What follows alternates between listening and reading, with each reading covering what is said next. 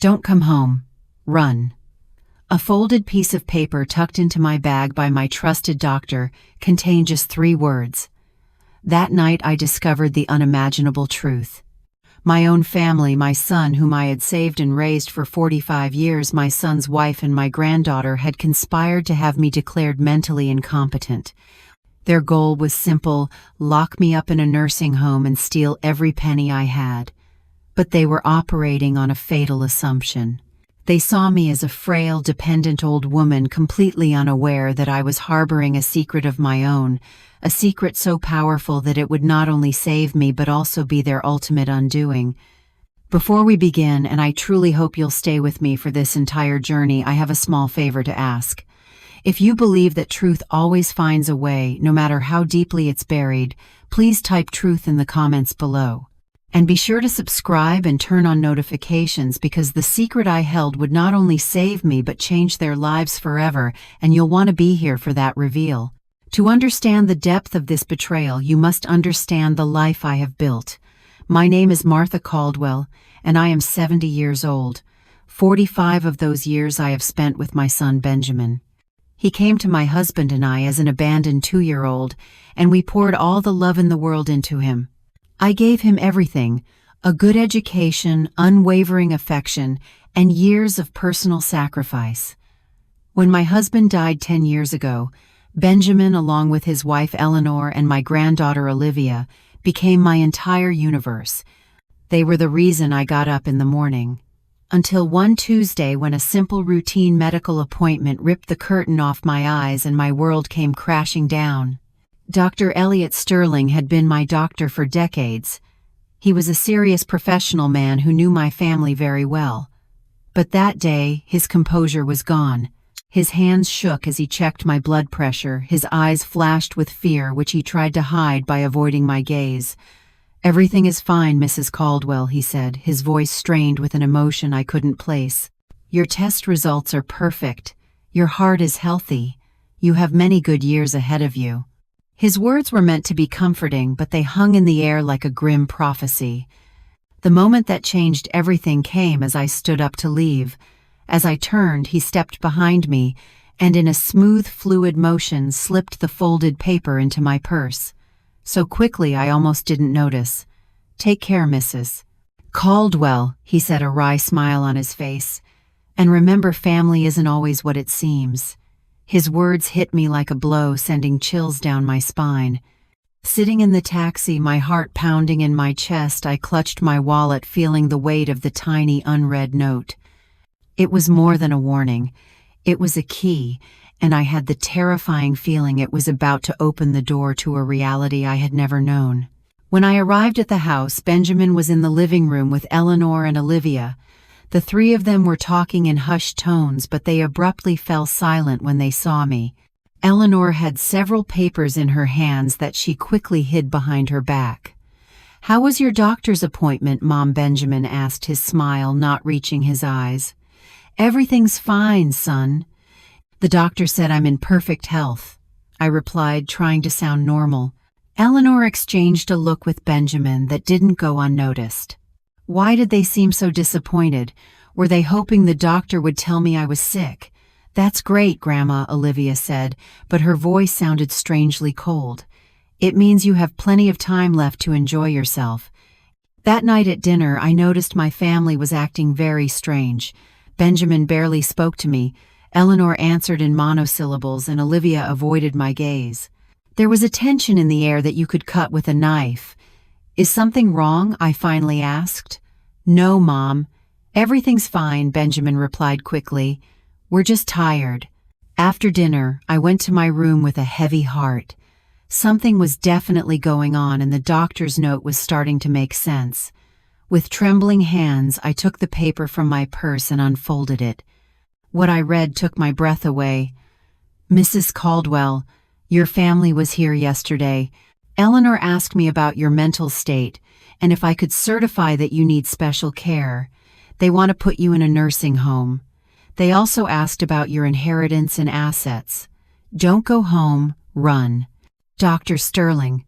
My hands began to shake uncontrollably.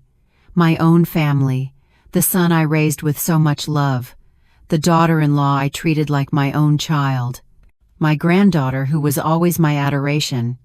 Suddenly it all made sense. The strange looks, the whispers, the hidden papers. They weren't disappointed because I was in good health. They were furious because the doctor hadn't cooperated with their plans. I couldn't sleep that night. Every noise in the house startled me. I lay awake listening, trying to understand how I had reached this point.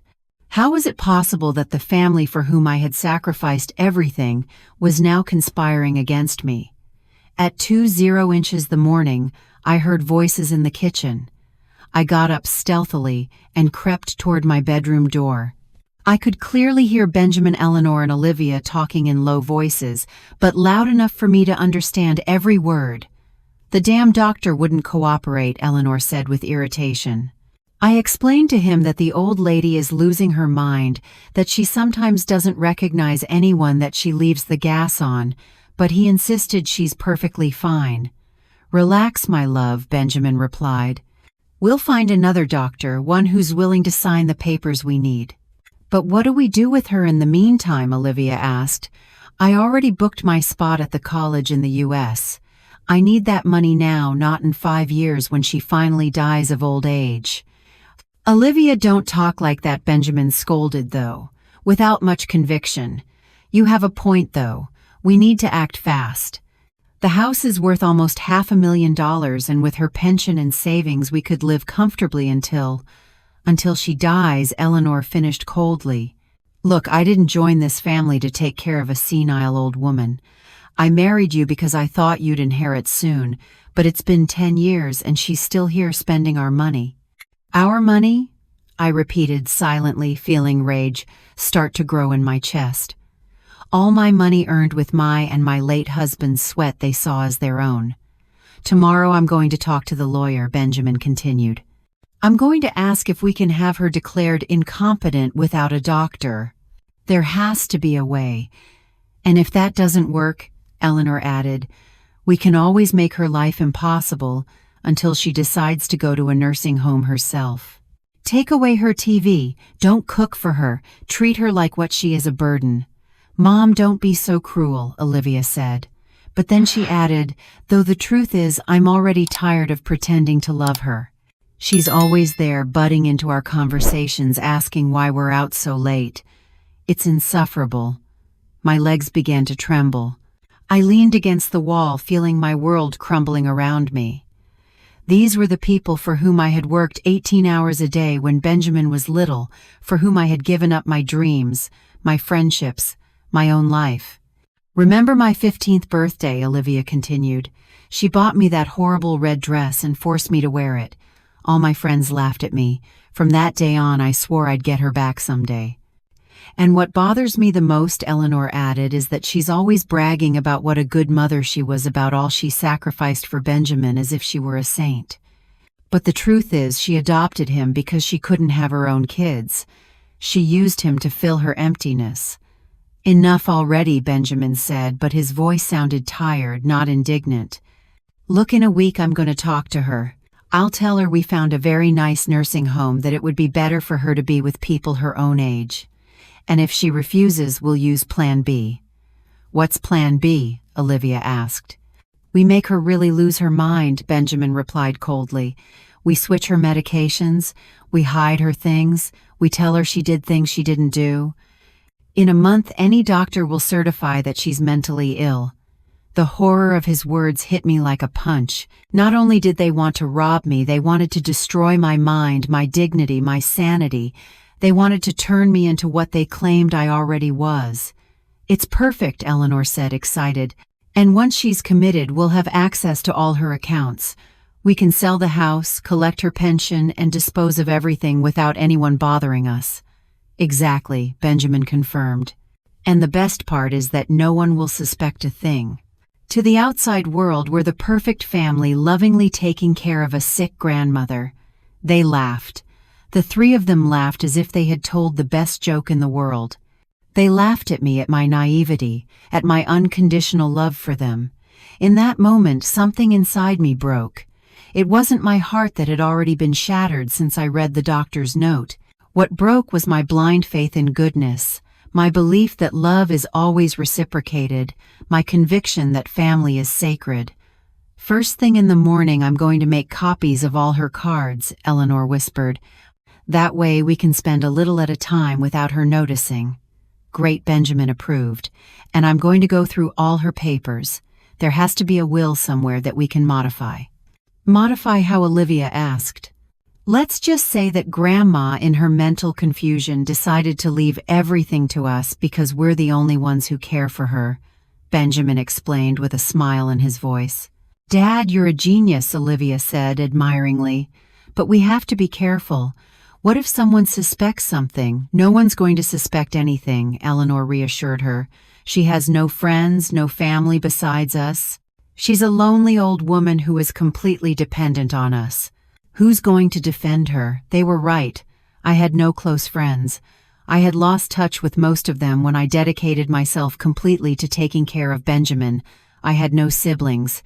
My parents had passed away years ago. I was completely vulnerable. But what they didn't know, what they had never bothered to find out, was that I had a secret. A secret that would completely change the balance of power in this situation. When my husband died, he left me with more than just love and memories. He left me with an inheritance I had kept hidden all these years, $2.2 million in an offshore bank account that only I knew about, in addition to 3 properties overseas that he had bought as investments. I never told Benjamin about it, because I wanted to be sure he loved me for who I was, not for what I had. I wanted him to build his own life, to be independent. But now I realized I had been a fool. He had never loved me. He had just been patiently waiting for me to die so he could inherit the little he thought I had. "Well," Benjamin said, "finally I think we're all clear. Tomorrow we put the plan in motion. And remember, in front of her, we have to keep being the loving family we've always been." "Of course," Eleanor replied. "I'm an excellent actress. I can fake loving her for a little while longer." I heard their footsteps retreating toward their rooms. I stayed there frozen with the doctor's note clutched in my hand. He was right. I had to run, but I wasn't going to run like a scared victim. I was going to run like a woman who had just woken up from a 4-5-year-long dream. I was going to run to plan the most perfect revenge they could ever imagine. I spent the rest of the night planning. I didn't sleep for a minute, but for the first time in months I felt completely awake. I knew I had to act fast and intelligently. They had underestimated the senile old lady, but they would soon discover they had woken up the wrong woman. At 5:00 the morning, when I was sure everyone was asleep, I silently took out my smallest suitcase and packed only the essentials: personal documents, a few changes of clothes, my medications, and most importantly, the little notebook where I had written down all the details of my secret accounts. Before leaving, I decided to do something that would give me an advantage in the future. I took out my phone and activated the voice recorder. Then I pretended I had forgotten something and walked back through the house, making sure to pass near Benjamin and Eleanor's room. As I expected, they were already awake, whispering about their plans for the day. Eleanor was talking about making copies of my cards, while Benjamin mentioned his appointment with the lawyer to ask about the declaration of incompetence. "Do you think she suspects anything?" Eleanor asked, worried. "Impossible," Benjamin replied. "She's too old and trusting. Besides, what could she do? She has nowhere to go. She has no money of her own. She has no friends. We're all she has." "It's pathetic," Eleanor added with contempt. "A 70-year-old woman who is completely dependent on us. Sometimes I feel sorry for her, but then I remember she chose this life. She could have remarried after her husband died, but she chose to stay here, being the perfect grandmother.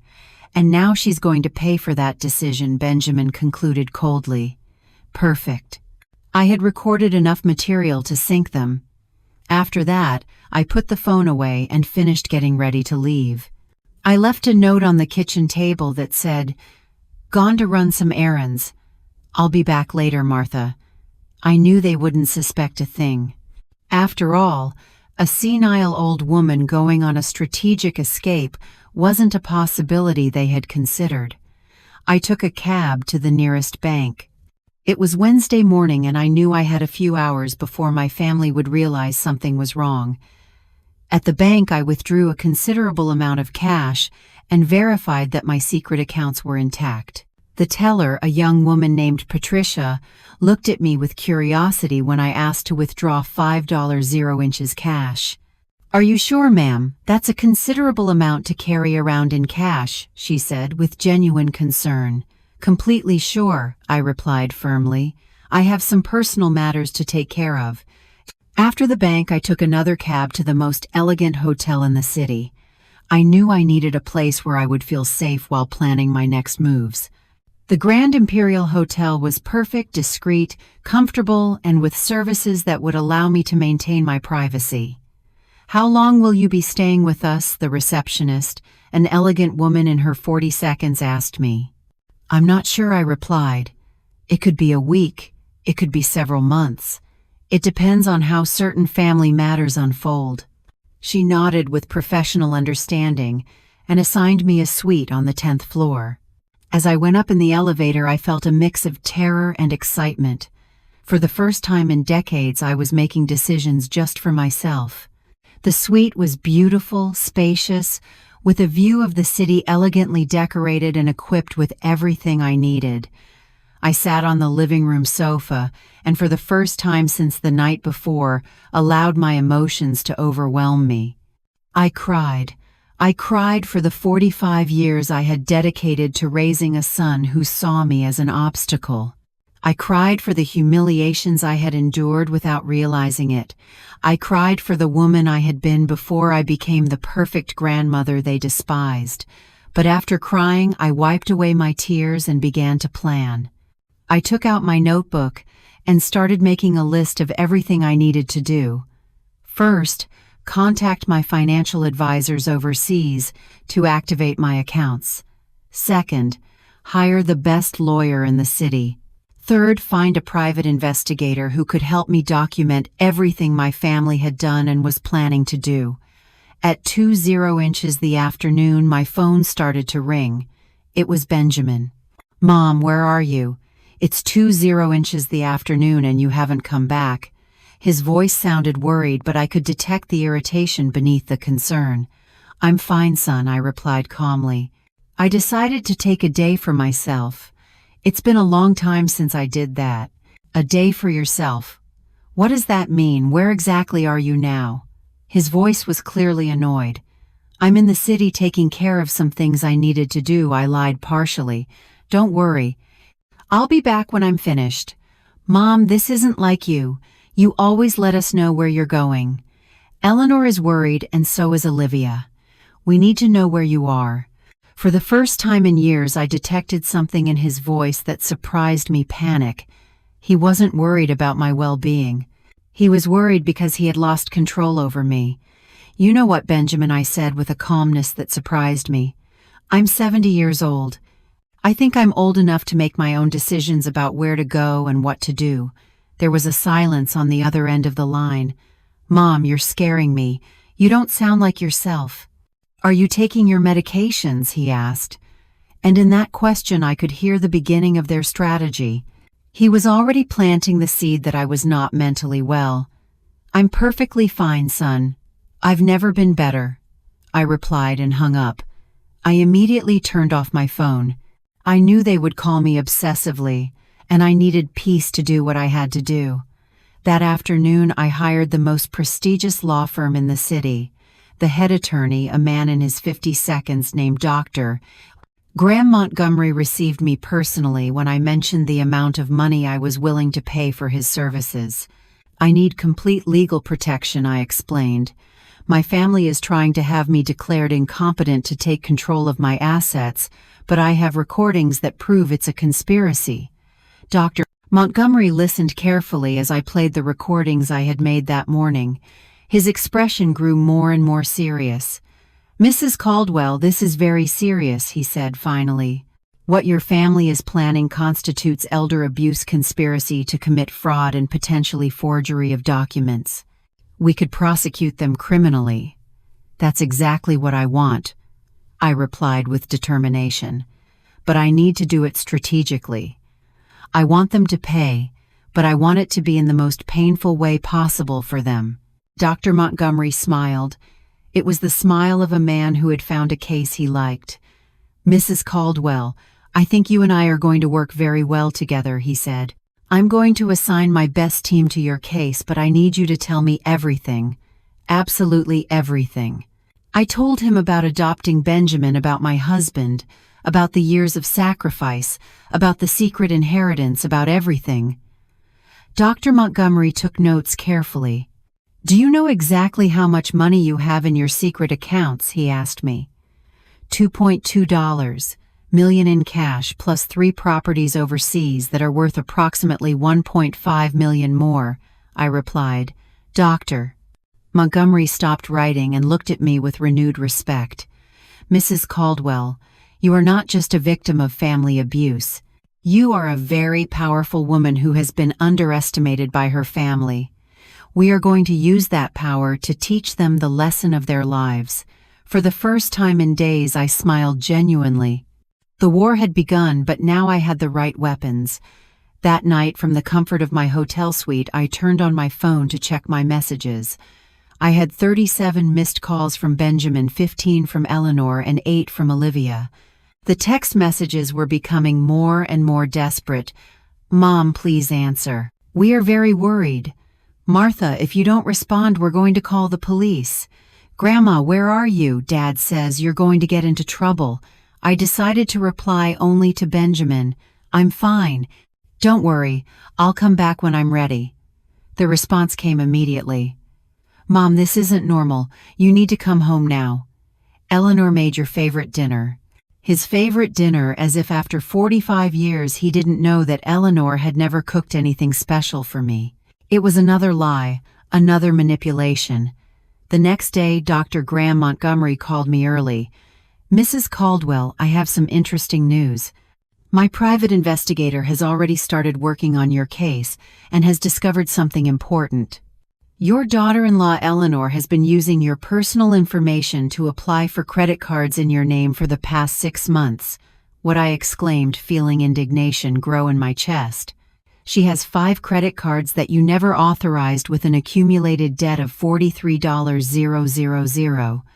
Purchases at luxury stores, expensive restaurants, even a trip to the Florida Keys last month," the lawyer explained.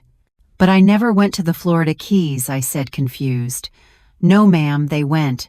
Your family took a week-long vacation using your money while they told you they were going to visit Eleanor's sick mother." The memory hit me like a slap. I remembered that week perfectly. Eleanor had cried, saying her mother was very ill and they needed to go and take care of her urgently. I had given them money for the trip in addition to what they had already stolen with the fake credit cards. "Dr. Montgomery, what else did your investigator discover?" I asked, fearing the answer. "Your son Benjamin lost his job 8 months ago, but he never told you. He has been living off your savings and pension. We also discovered that he has already contacted 3 different doctors trying to find one who is willing to certify that you suffer from senile dementia." Each revelation was a deeper stab. Not only had they planned to rob me, but they had already been robbing me for months. Not only did they want to declare me insane, they had already started the process. And my granddaughter Olivia, I asked, my voice breaking.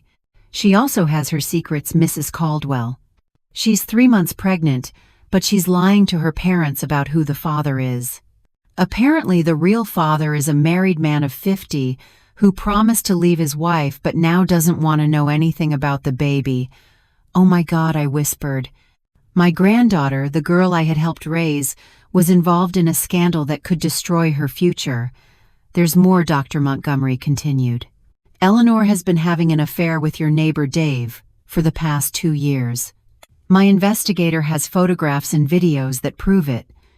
"Dave Carroll's husband?" I asked, remembering the sweet woman who lived next door. "That's right. Apparently Eleanor and Dave meet at a motel on Tuesday and Thursday afternoons while Benjamin believes she is at her yoga class." The irony was brutal. While they were planning to destroy my life by accusing me of being crazy, each of them was living a lie that made them far worse than I could ever have imagined. Dr. Montgomery, I want you to document all of this, I told him with renewed determination. Every lie, every theft, every betrayal. I want that when the time comes to confront them, they have evidence of everything. Of course, Mrs. Caldwell, but I have a suggestion. Instead of confronting them immediately, what do you think of letting them dig their own grave a little deeper? That afternoon I decided to do something I hadn't done in years: buy new clothes. I went to the most elegant stores in the city and bought 3 beautiful dresses, an elegant black one, a vibrant red one, and an emerald green one that made me feel powerful. I also bought new shoes, a genuine leather handbag, and even got my hair done at the city's most exclusive salon. The stylist, a young woman named Sophia, worked on my hair for 3 hours. "Ma'am, you have beautiful hair," she told me as she worked. "Why have you neglected it so much?" "Because for a long time I thought it wasn't worth taking care of myself," I replied honestly. "I thought my only function was to be the invisible grandmother who takes care of everyone else." "Well, those days are over," Sophia declared firmly. "When I'm done with you, you're going to look like the queen you've always been." And she was right. When I looked at myself in the mirror, I didn't recognize the woman looking back at me. My hair had a modern, elegant cut with highlights that brought light to my face. I looked powerful. That night, having dinner in the hotel restaurant, I decided to call Benjamin. "Mom, finally. Where the heck have you been?" His voice sounded furious, not worried. "Taking care of myself, son," I replied calmly. "You know I hadn't taken time for myself in years. It's been very revealing." "Mom, this has to stop. You can't just disappear like this. We're your family. We have a right to know where you are." "A right," I repeated, letting the word hang in the air. "Since when does my family have a right over me?" "Since you started acting erratically," he replied. And there he was again, trying to plant the seed that I was mentally unstable. Erratic. Does it seem erratic to you that a 70-year-old woman decides to take a few days for herself? Yes, when that woman has never done anything like that before. "Mom, I think you need to talk to a specialist." "A specialist?" I asked, feigning confusion. "What kind of specialist, Benjamin?" A psychologist, Mom. Someone who can help you with these behavioral changes." "Perfect." He was admitting his intentions on a call that I was recording. "You know what, son? You're right. I do need specialized help," I told him, and I could hear his sigh of relief on the other end of the line. "I'm glad you understand, Mom." "Yes, I understand perfectly.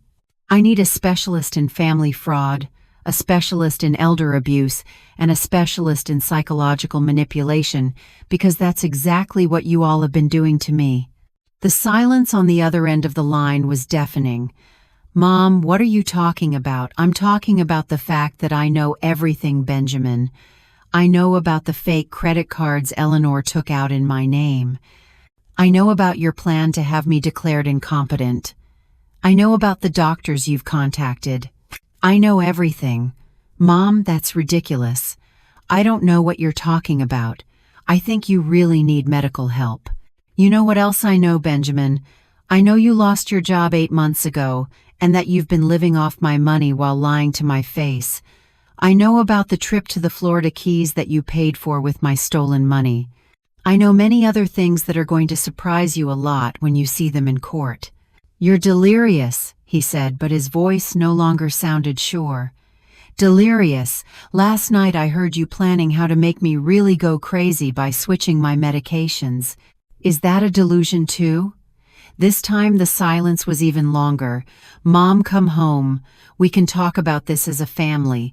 "No, Benjamin, we are no longer family. A family doesn't betray you the way you betrayed me. A family doesn't plan the mental destruction of one of its members to steal their money. Mom, please. What I am going to do is give you one chance, just one chance to confess everything, apologize genuinely, and return every penny you have stolen from me. If you do that, maybe, just maybe, I can find a way to forgive you." "We have nothing to confess," he replied, but his voice was trembling. Then I'll see you in court, son. Have a good night." I hung up the phone, and for the first time in days I felt completely at peace. The war had been officially declared, and I had all the weapons. The following days were an emotional roller coaster. My phone wouldn't stop ringing with desperate calls from my family. First, they tried the love tactic, crying messages from Olivia saying how much she missed me, broken voices from Eleanor asking for forgiveness for any misunderstandings, and pleas from Benjamin begging me to come home to clear things up. When that strategy didn't work, they switched to fear and intimidation. Benjamin left me a voice message that said, "Mom, if you don't come back immediately, we're going to have to take legal measures to protect you from yourself. Your erratic behavior is forcing us to consider legal guardianship." But Dr. Graham Montgomery had prepared me for this, Mrs. Caldwell let them file the petition for guardianship, he advised me during one of our meetings. "It will be the best evidence we could have of their true intentions. Besides, we already have 3 independent psychiatrists who have certified that you are in perfect mental condition." Meanwhile, my private investigator had been very busy. Every day I received new reports that left me more surprised than I thought possible. "Mrs. Caldwell," he told me during our Friday meeting, "your family has dramatically accelerated their plans since you disappeared. Yesterday, Benjamin went to your bank, trying to access your accounts, saying that you had suffered a psychotic episode and that he needed to temporarily handle your finances." "And what did the bank tell him?" I asked. "Fortunately, the bank manager is very professional. He told Benjamin that he would need official legal documentation to make any changes to your accounts. But Benjamin insisted so much that they had to ask him to leave. There's more, yes.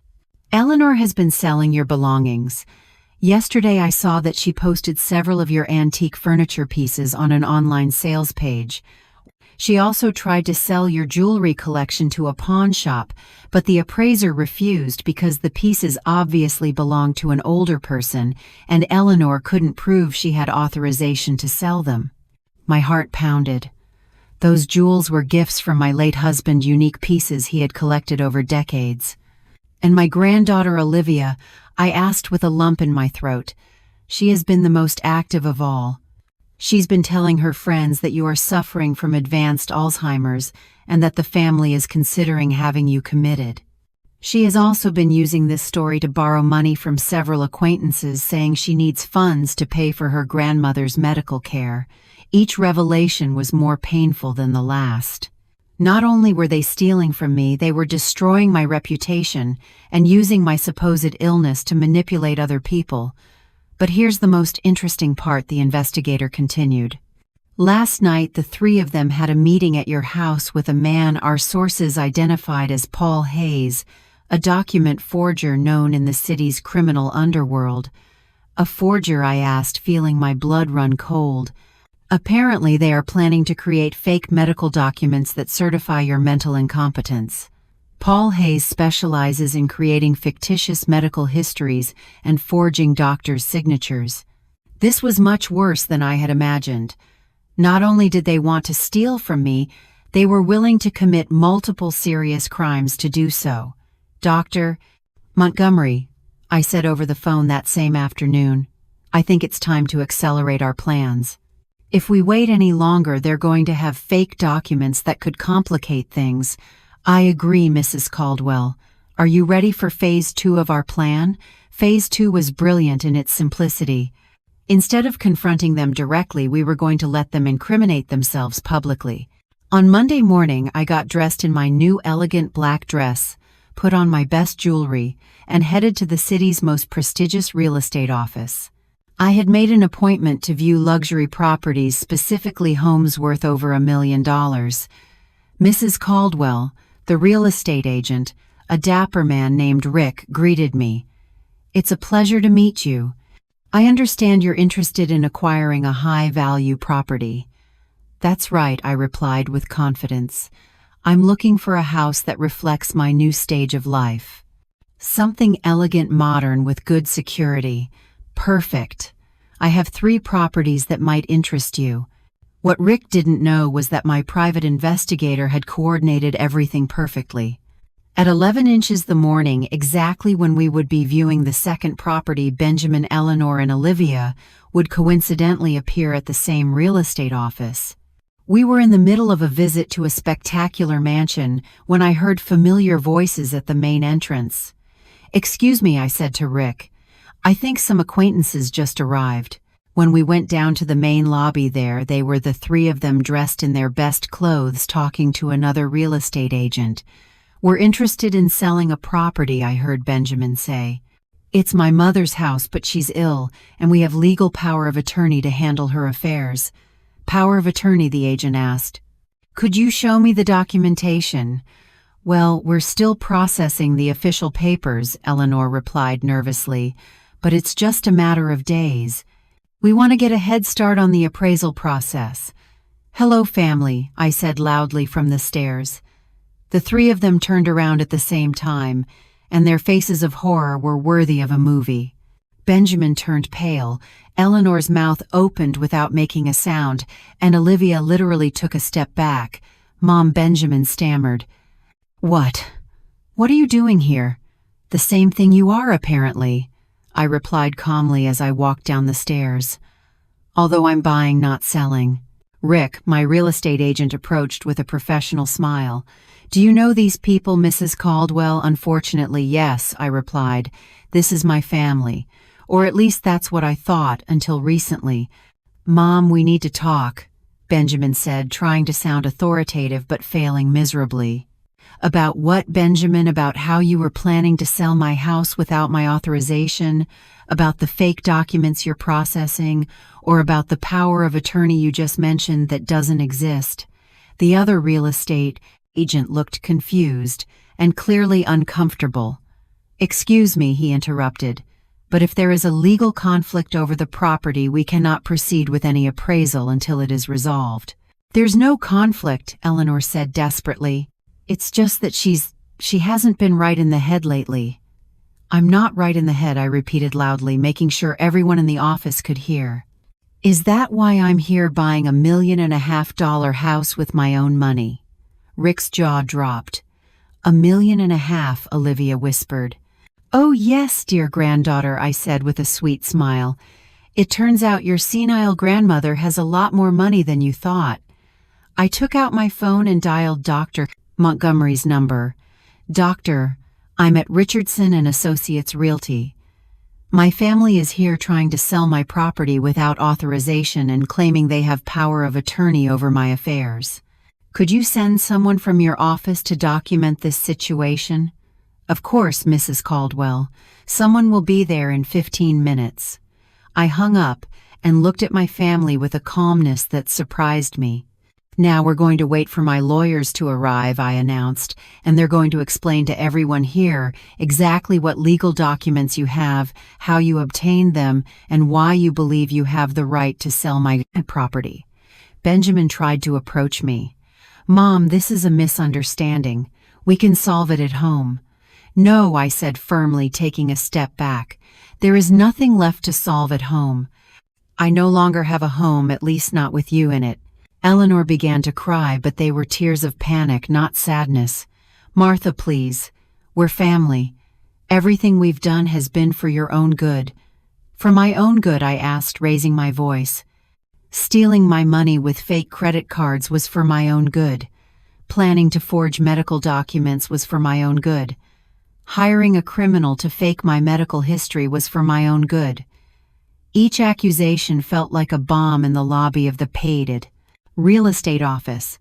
The other clients and employees had stopped to listen, and I could see the expressions of horror and disgust on their faces.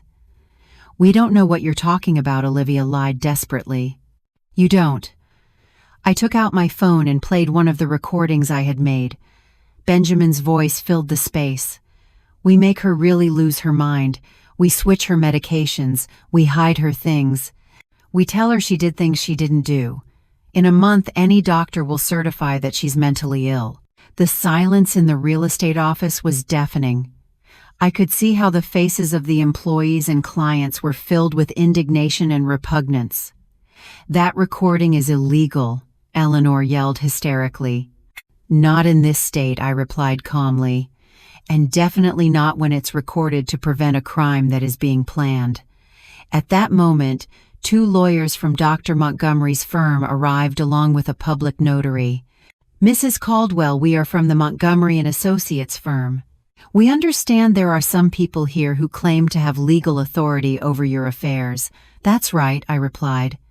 I would like you to officially document that these 3 people have no legal power over me, my properties, or my finances, and that any attempt to exercise such authority constitutes fraud. One of the lawyers addressed Benjamin. Sir, could you show me the documentation that supports your authority to sell Mrs. Caldwell's property? Benjamin opened and closed his mouth like a fish out of water. We're in the process of... In other words, they don't have any documentation, I declared, because they don't have any authority. What they do have is a criminal plan to steal everything I own. The public humiliation at the real estate office was just the beginning.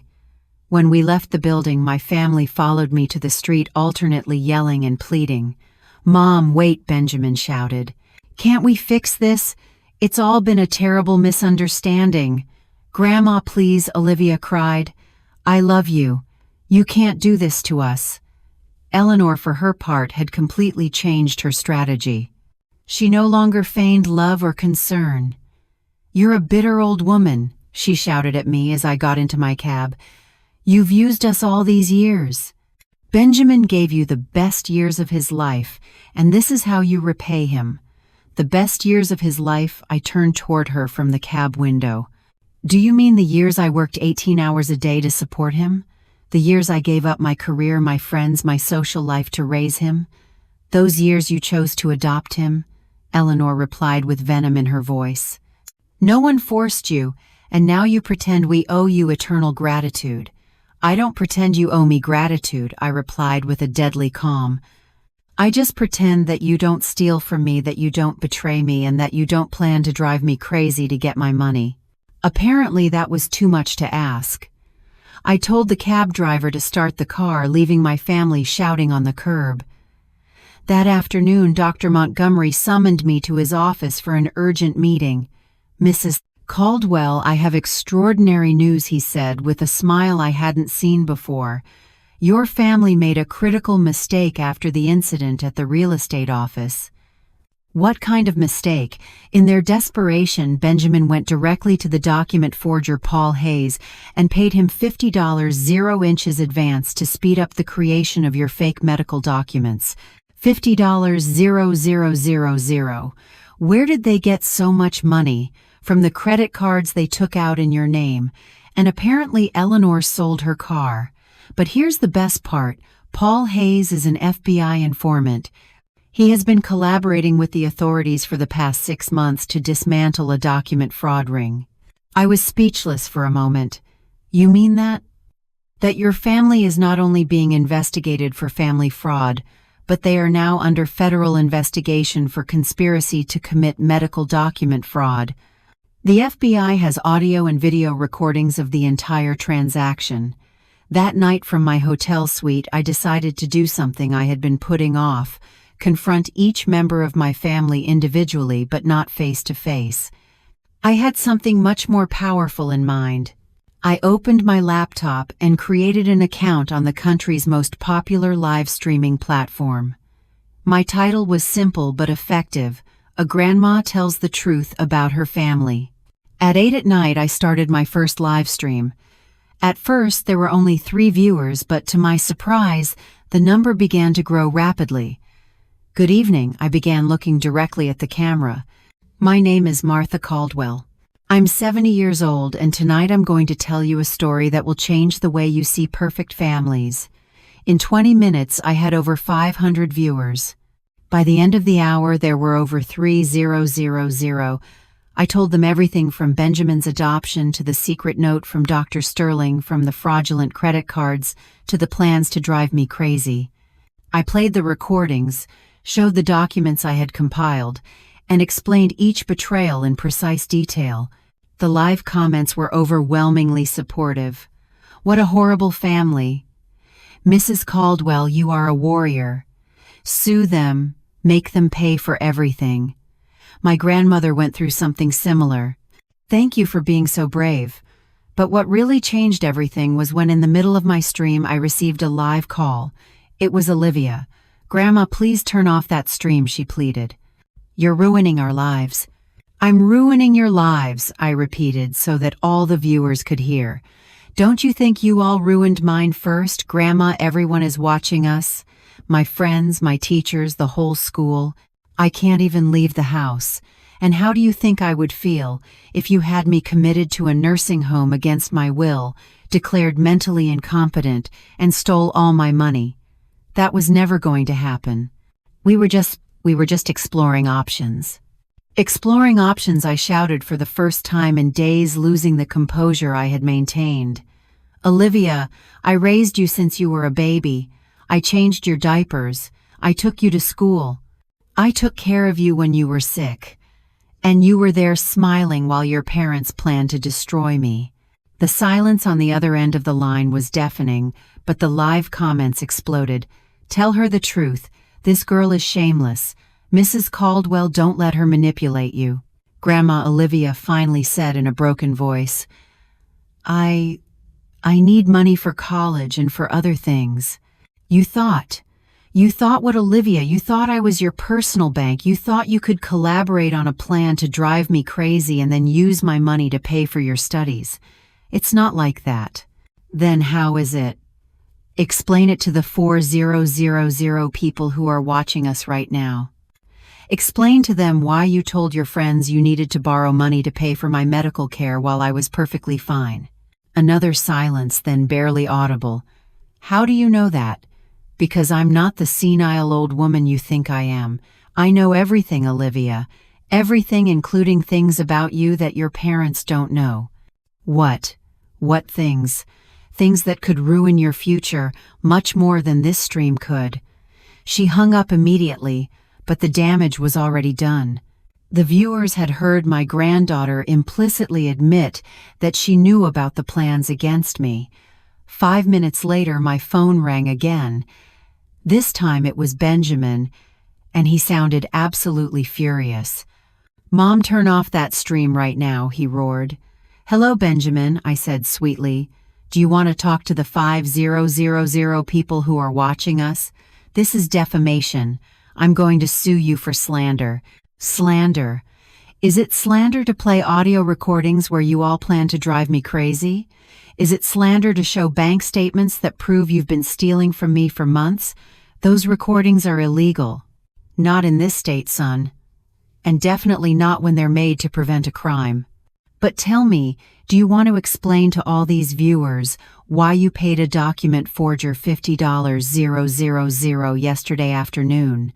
The silence was so long I thought he had hung up. How? How do you know that? Because Paul Hayes is an FBI informant, Benjamin. Congratulations. Now you're not only being investigated for family fraud but for federal conspiracy. You're lying. Want to bet? Check the news tomorrow morning. Or better yet, wait for the federal agents to knock on your door. The live comments went wild. FBI, FBI, FBI. This family is going to jail. Mrs. Caldwell is a detective. Justice for Grandma. Mom, Benjamin said in a broken voice completely different from his fury before. Please stop this. We can still fix it. We're family, aren't we, Benjamin? I replied with genuine sadness. A family doesn't betray. A family doesn't steal. A family doesn't plan the mental destruction of one of its members. What you are is not a family. It's a criminal organization that shares a last name. We gave you 45 years of our lives. You didn't give me 45 years. I gave you 45 years of my life. I gave up everything for you. And you. You were just waiting for me to die to inherit what you thought I had. We need that money, Mom. We have debts, problems, and that's why you decided to drive me crazy. That's why you decided to steal from me. That's why you decided to destroy the last years of my life. It wasn't personal. Those 3 words hung in the air like a death sentence. It wasn't personal. 45 years of love, sacrifice, and dedication. And to him it wasn't personal. "You're right, Benjamin," I said finally. "It wasn't personal for you all, and from now on it won't be personal for me either. I'll see you in court." I hung up and looked at the camera. "And that, dear viewers, was my family," I said with a sad smile. "Tomorrow I'll continue with this story. Good night." I ended the stream with over 7,000 viewers and hundreds of messages of support. For the first time in weeks, I went to sleep feeling that I was not alone in this battle. The next morning, I woke up with my phone exploding with notifications. My live stream had gone viral. I had thousands of messages of support, hundreds of interview requests from media outlets, and surprisingly dozens of messages from other older people who had gone through similar situations. Mrs. Caldwell, one message said, "My son did the exact same thing. Thank you for being brave and telling your story. You've inspired me to take action." Another said, "I'm a lawyer, specializing in elder abuse. Your case is textbook. If you need additional help, I'm at your disposal at no cost." But the message that impacted me the most was from a woman named Carol Sterling. "Mrs. Caldwell, I'm a social worker. Just yesterday I prevented a family from having their 5-year-old father committed after seeing your stream. Your courage is saving other grandparents. Dr. Montgomery called me at 9 inches the morning. Mrs. Caldwell, I have news that will change everything," he said, with a smile I hadn't seen before. The FBI arrested Paul Hayes last night, and in his interrogation he confessed everything about the transaction with your family. Everything. Not only did he admit that Benjamin paid him to forge medical documents, but he also revealed that your family asked him to create a fake will in your name, leaving everything to them and declaring that you were mentally incompetent when you signed it. I felt as if I had been punched in the stomach. A fake will. Apparently the plan was much more elaborate than we thought. They were going to use the fake medical documents to have you committed. Then they would present the forged will, and finally wait for you to die in the nursing home to legally inherit everything. "My God," I whispered. How long had they been planning this? According to Paul Hayes, Eleanor first contacted him 4 months ago. This was not a desperate last-minute decision. It was a calculated and premeditated conspiracy. That afternoon, while I was processing this new information in my hotel suite, I received an unexpected call. It was Olivia, and for the first time in weeks her voice sounded genuinely broken. "Grandma, can we please talk, just you and me?" What for, Olivia? For you to lie to me again, for you to try to manipulate me emotionally. No, Grandma, to tell you the truth, the whole truth. I can't take this anymore. Something in her voice made me hesitate. I decided to take a risk. "Okay, but it will be in a public place with witnesses, and I'm going to record the entire conversation." "Whatever you want, just please." We met at the cafe in the hotel lobby. Olivia arrived with eyes swollen from crying, dressed carelessly, very different from the vain girl I knew. "Grandma," she began before I could say anything, "you have to know that I never wanted things to go this far." "How far, Olivia? How far did you think was acceptable? At first, Mom and Dad just talked about convincing you to move to a luxury nursing home. They said it would be better for you, that you would have the company of people your own age. And what did you think I thought maybe they were right. The house is very big for you alone, and sometimes you seemed lonely." She stopped and looked me in the eyes. But that was before I knew about the money. What money? They didn't know about my secret accounts. No, but they knew about your pension, about the savings you had in the local bank, about the value of the house. Mom had been investigating for months, going through your papers when you weren't home. She would call your bank pretending to be you. She even went to see your old boss to ask about your retirement pension. Each revelation was a deeper stab, and when they decided it wasn't enough to just convince me, Olivia began to cry. When Mom found out that you could live another 20 years, she said she couldn't wait that long, that she needed the money now. What did she need the money for so urgently? To pay Dad's debts. He lost a lot of money on sports betting over the past 2 years. He owes over $100,000 to some very dangerous people. Another shocking revelation. Benjamin had not only lost his job, he was a compulsive gambler with dangerous debts. And what part did you play in all of this? I needed money for college and for other things. She unconsciously touched her belly. Other things like what, Olivia? I'm pregnant, Grandma, she confessed finally. The father he's a married man who doesn't want to know anything about the baby. I need money to decide what to do. My heart broke for my granddaughter, but I also felt a deep rage. And that's why you decided to participate in a plan to drive me crazy. I didn't know they wanted to drive you crazy, she shouted, attracting glances from other cafe customers. I just thought they wanted a doctor to say you needed special care. What's the difference, Olivia? I don't know. I guess there isn't a difference, she cried in silence for a few minutes. Grandma, when you left the house, everything fell apart. Dad and Mom do nothing but fight. Mom says it's all Dad's fault for gambling. Dad says it's all Mom's fault for being too ambitious. And I'm in the middle, pregnant and terrified.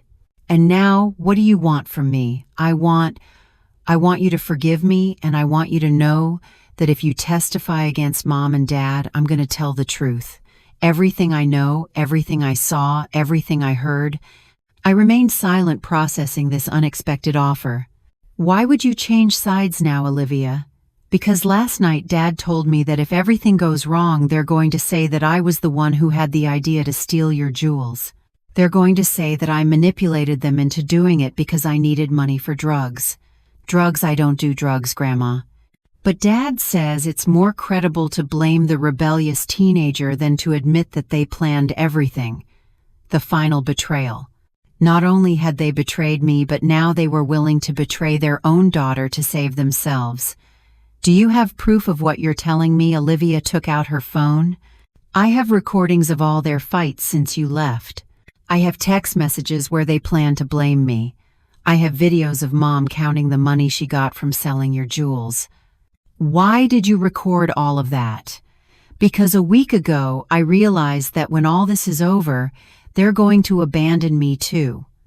I'm underage, I'm pregnant, and I have no money. They're going to need a scapegoat, and that scapegoat is going to be me. I looked at her intently, trying to determine if this was another manipulation or if I was finally hearing the truth. Olivia, if you decide to testify against your parents, your life will change forever. Your relationship with them will be completely over. My relationship with them is already over, Grandma. From the moment they decided to use me as part of their plan against you, and then decided to sacrifice me to save themselves. And what do you want in exchange for your testimony? I want you to help me finish high school. I want you to help me make the right decision about my pregnancy. And I want you to teach me how to be a strong woman like you. For the first time in weeks, I felt a spark of the old connection I had had with my granddaughter. Olivia, if you do this, if you help me get justice, I'm not only going to help you with high school and with your situation, I'm going to teach you something much more valuable. What I'm going to teach you, that real family is not defined by blood but by loyalty, respect, and genuine love. And that sometimes protecting yourself means moving away from toxic people, even if you share their last name. Olivia extended her hand across the table. Deal, Grandma. I shook her hand, knowing that this moment would mark the beginning of the end for Benjamin and Eleanor. Deal, my girl, but now you're my ally, and allies protect each other. Are you ready for that responsibility? More ready than I've ever been for anything in my life. The day of the trial came faster than I expected. In 3 weeks, Dr. Montgomery had built a case so solid that even my family's expensive lawyer recommended that they plead guilty to negotiate a lesser sentence, but Benjamin and Eleanor refused. They wanted to take the case to trial, convinced they could manipulate the jury with the image of the loving family caring for the confused grandmother.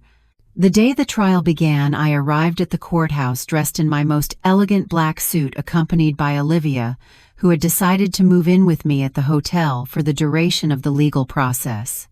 "Are you nervous, Grandma?" she asked me as we went up the courthouse stairs.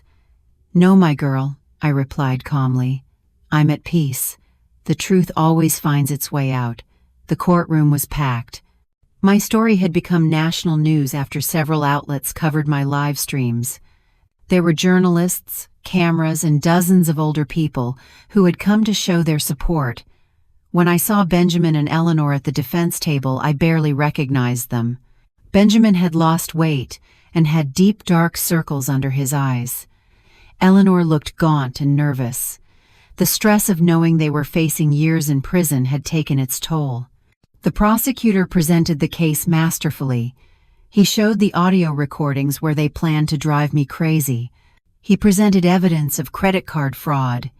He explained the conspiracy with the document forger and finally showed the proof of the fraudulent mortgage on my house. But the most shocking moment came when Olivia took the stand as a witness for the prosecution. "Miss Caldwell," the prosecutor asked her, "can you tell us what you heard when your parents discussed their plans for your grandmother?" With a firm, clear voice, Olivia narrated every conversation, every plan, every betrayal. She described how they had planned to switch my medications, how they had calculated how much money they would get from my death, and how they had decided to blame her if everything went wrong. When she finished testifying, the silence in the courtroom was deafening. I saw several members of the jury wiping tears from their eyes. The defense attorney tried to discredit Olivia, suggesting she was lying to get money from me. "Miss, isn't it true that you're pregnant and need money?" he asked aggressively. "Yes, I'm pregnant," Olivia replied with dignity. "And yes, I need help, but I'm not lying to get it. I'm telling the truth because it's the right thing to do." "And isn't it convenient that your grandmother promised to help you financially in exchange for your testimony?" "My grandmother didn't promise me money in exchange for my testimony," Olivia replied firmly. "She promised me support because I finally had the courage to do the right thing. There's a difference. When it was my turn to testify, I took the stand feeling the weight of all the eyes in the courtroom on me." "Mrs. Caldwell," the prosecutor asked me, "can you tell us how you felt when you discovered your family's plans?" "I felt like I had lived a lie for 45 years, I replied. "They didn't just betray me. They made me question every moment of love I thought I had shared with them. They made me wonder if I was ever anything more than an obstacle between them and my money. And how do you feel now?" "Now I feel free," I said, looking directly at Benjamin. "Free from the lies, free from the manipulation, and free from the obligation to love people who never truly loved me." The defense attorney tried to make me look like a vengeful, wealthy woman who was exaggerating the situation. "Mrs. Caldwell, isn't it true that you have millions of dollars that you never mentioned to your family?" "It's true that I have resources they were unaware of," I admitted. "But those resources do not justify conspiring to drive me crazy, stealing my identity, or forging legal documents." "Don't you think your family deserved to know about that money? Deserved why? For planning my forced commitment, for stealing from me for months, for betraying me in the cruelest way possible." The trial lasted 5 days. In the end, the jury deliberated for just 2 hours before returning with a unanimous verdict: guilty on all counts. Benjamin was sentenced to 12 years in prison for conspiracy, fraud, forgery of documents, and elder abuse. Eleanor received 10 years for the same charges plus additional charges for mortgage fraud. When the judge read the sentences, Eleanor broke down crying. Benjamin simply stared ahead with an empty expression. After the trial, as we were leaving the courthouse, a reporter asked me, "Mrs. Caldwell, do you feel that justice was served?" "I feel that legal justice was served," I replied.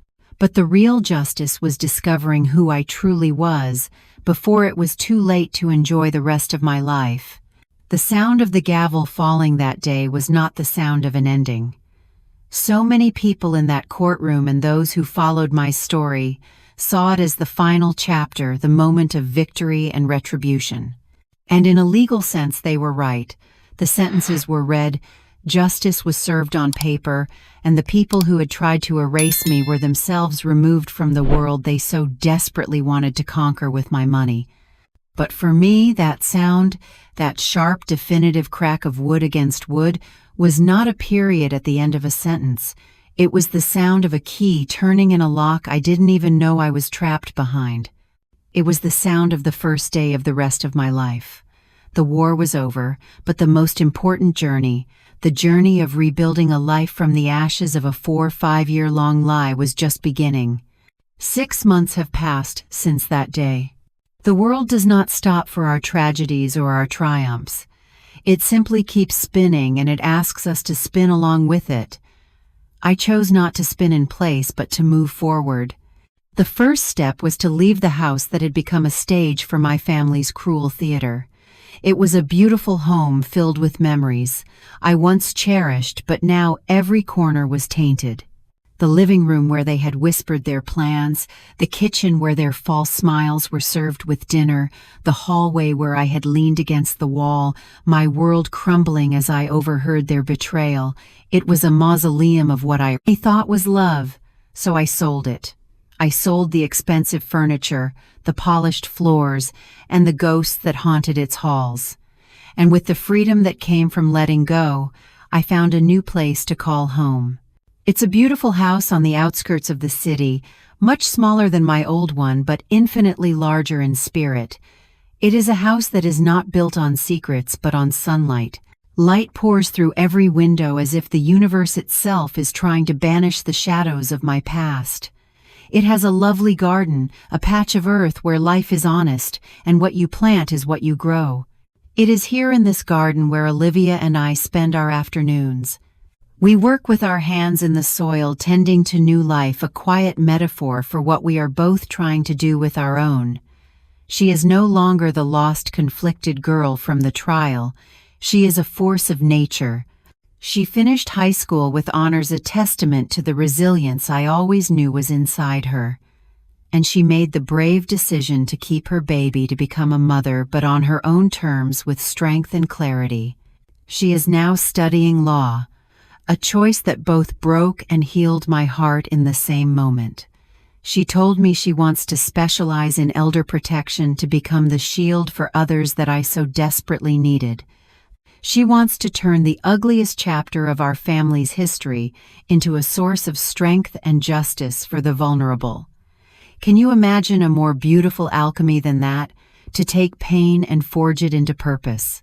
It was just a few weeks ago, as we were planting rose bushes, their thorns a gentle reminder that beauty and protection must coexist, that she paused, her hands covered in dirt, and looked at me with an earnestness that only the young possess. "Grandma," she said, her voice soft, "do you ever regret adopting Dad?" The question hung in the warm afternoon air, heavy with the weight of unspoken grief. I could see the path of her thoughts, the struggle to reconcile the man who was her father with the monster he had become. I took a deep breath, the scent of soil and blossoms filling my lungs, and I gave her the most honest answer I had. "No," I replied, my fingers gently caressing the petals of a newly bloomed flower. "I don't regret adopting the little boy who needed a home. I don't regret the love I gave him, because that love was real and it came from the purest part of me. I only regret," and here my voice grew stronger, filled with the clarity of a hard-won truth. "I only regret not having understood sooner that kindness should never ever be practiced at the cost of self-destruction. My kindness became a blank check they cashed until my spirit was overdrawn." Olivia looked at me, her eyes reflecting a wisdom far beyond her years. "And what did you learn from all of this?" she asked. "Everything you went through." What was the lesson? I leaned back, looking up at the vast open sky, and I realized the lessons were as numerous as the stars. "The first and most important thing I learned," I told her, "is that real family is not defined by blood or a shared last name or the number of years you spend under the same roof. Those are just details. Real family is forged in the fires of mutual respect. It is built brick by brick with genuine loyalty. It is nurtured with a love that is unconditional, a love that doesn't keep a ledger of debts and sacrifices. I looked at her, my granddaughter, who had chosen truth over treason. You and I here in this garden, we are more of a family than the four of us ever were in that big empty house. I also learned, I continued, that it is infinitely better to be alone with dignity than to be accompanied by betrayal. For years, I was so afraid of being a lonely old woman. I clung to the idea of family even when it felt hollow because the alternative seemed so terrifying. But let me tell you, the loneliness I felt sitting at a dinner table filled with people who were actively plotting my demise is 1,000 times more profound and painful than the solitude I now enjoy. Solitude is not emptiness. It is a space to fill with your own thoughts, your own dreams, your own peace. The company of vipers is a cage, no matter how beautifully it is decorated. And perhaps the most liberating lesson of all, I said, my voice filled with a joy that was once foreign to me, is that it is never, ever too late to start over. The world wants to tell women of a certain age that our stories are over, that we are meant to fade into the background to be quiet caretakers of other people's lives. That is the greatest lie of all. My real story didn't even begin until I was 70 years old. At 71, I am living the fullest, most authentic life I have ever had. I travel. I read books that challenge my mind. I have made new friends, people who are drawn to the woman I am now, not the role I once played. And above all, I have a genuine, beautiful relationship with my granddaughter, who has become the daughter of my heart that I always dreamed of having. The past does try to whisper its way back in.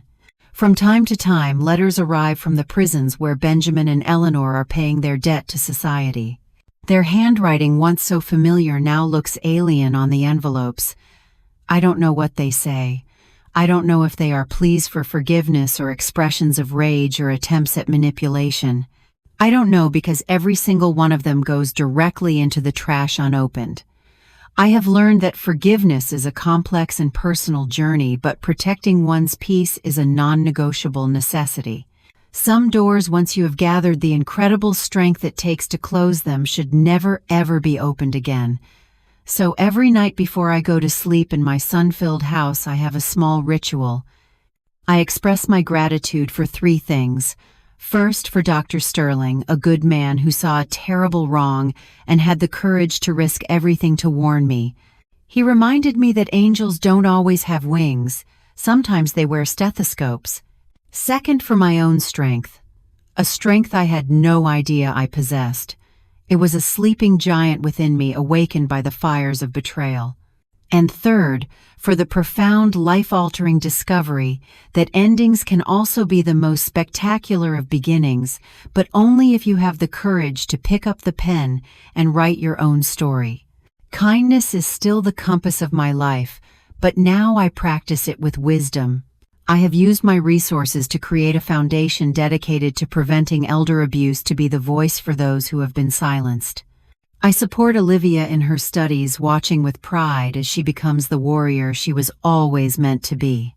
But more important than all of that, more valuable than any inheritance or secret bank account, I finally learned to love myself with the same fierce, unconditional devotion that I had spent my entire life giving away to everyone else. And that, my dear friends, is the most valuable lesson of all. So I want to leave you with a question, a challenge that I hope you will carry with you long after you've closed this video. Look at your own life. Look at your relationships. Where are you practicing kindness at the cost of your own soul? Where are you dimming your own light to make others feel brighter? Do not wait for a secret note or a devastating betrayal to reclaim your story. Your life is not a dress rehearsal. Pick up your pen. Your most authentic chapter is waiting to be written. Start today.